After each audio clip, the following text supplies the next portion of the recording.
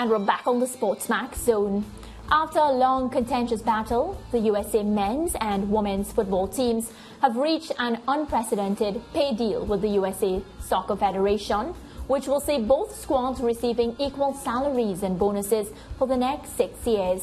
The deal, which is the first of its kind in international football, is a part of collective bargaining agreements, which also include equal disbursement of FIFA World Cup prize money. Here are some of the other agreements. So we have parental leave.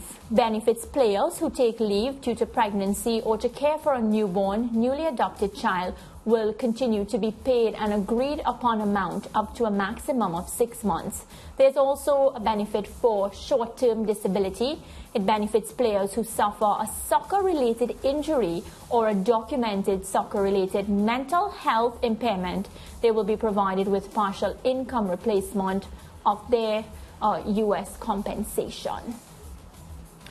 The national team staffing, the CBAs recommit U.S. Soccer to providing a world-class training environment by ensuring that senior national teams' camps are fully staffed by the experienced personnel needed to provide players with training, recovery and rehabilitation. Additionally, the CBAs commit U.S. Soccer to staffing senior national team camps equally, while respecting the unique needs of the U.S. women and the U.S. men teams. There's also a benefit to travel. The U.S. Soccer will provide an equal number of charter flights to both the senior national teams during camps for team travel to official competitions, tournaments and friendlies. Regarding scheduling, in recognition of the increased focus on women's professional soccer and the growth of the NWSL in particular, the U.S. Women's CBA commits U.S. Soccer to planning women camps as far as in advance as possible, subject to the constraints of FIFA and CONCACAF scheduling processes, enabling, of course, the U.S. women team players to contribute to their respective clubs.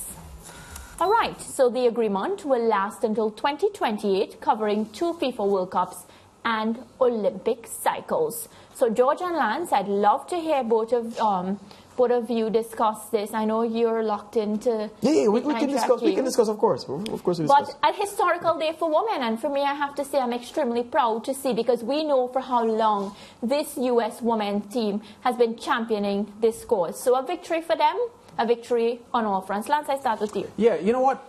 Part of the battle that the women have faced over time is this argument about the men generating more funds. The U.S. Soccer Federation had hit back some time ago by referencing a period when the women actually earned more than the men, based on their returns.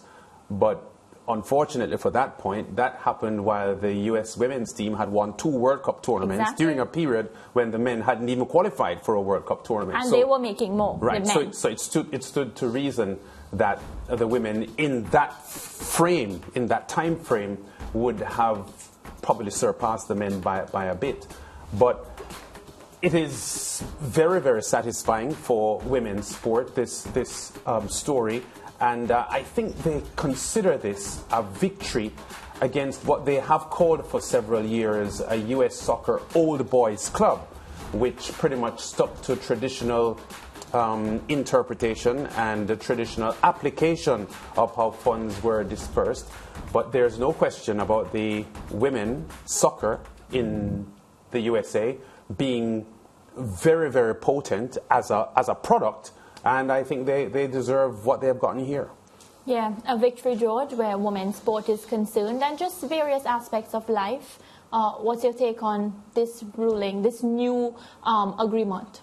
Well, the Europa League final has gone to penalties, so we'll be talking about that in short order. But on this point, I'm associating myself with the substantive points that Lance made.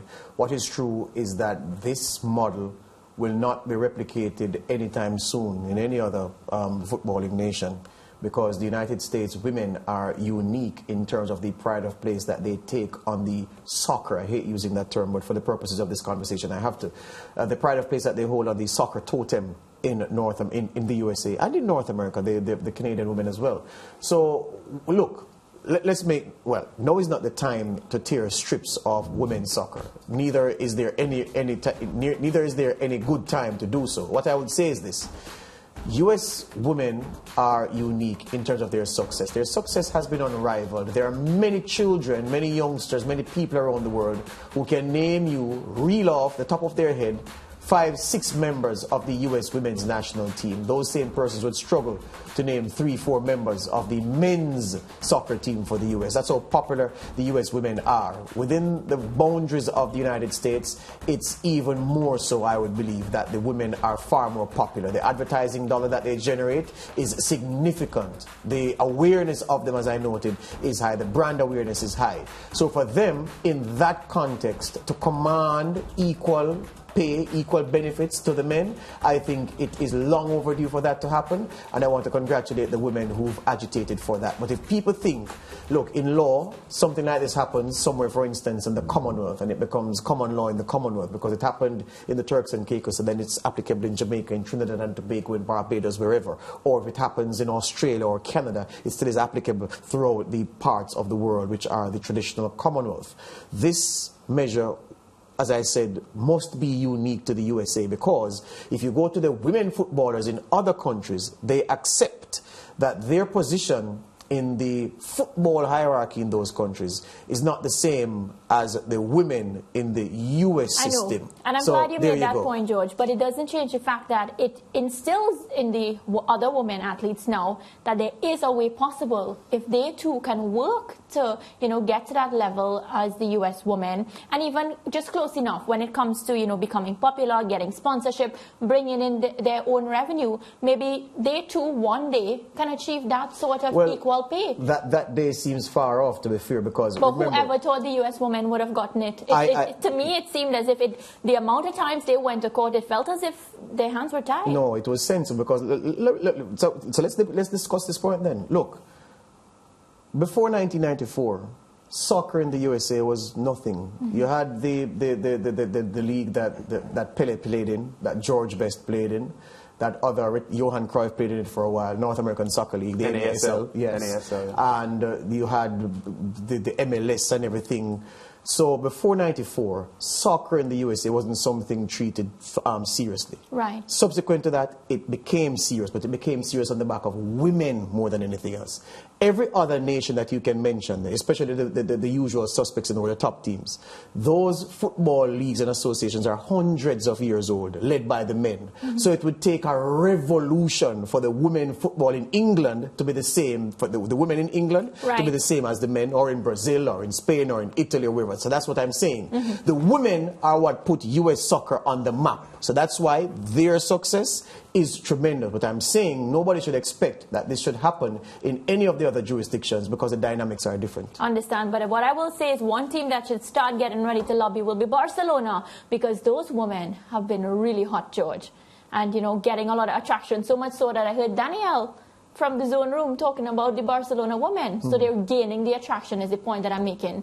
And very soon, they too would be one of the teams that a lot of people love and celebrate. Anyways, I have to go now. When we come back, we'll talk about some Europa League action that George tends to be hooked on.